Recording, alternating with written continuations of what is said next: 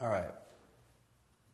So some people will take newspaper, put it in there, and light it on fire to dry it out on the inside to do this type of style of dry throwing. Some people will let the pot set up for an hour or two, let it get somewhere kind of leathery hard. Or you can take a heat gun, industrial heat gun, or a hair dryer, and you can sit there and do this with it. Whatever you like. Lighting it on fire is pretty fun. So you want to take this, take your tools, slowly do your first run, just like that. All right? And the first run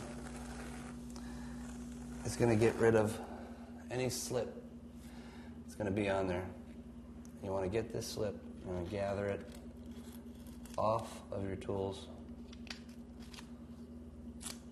and into your slop bucket, and then clean your tools off again for the second time around.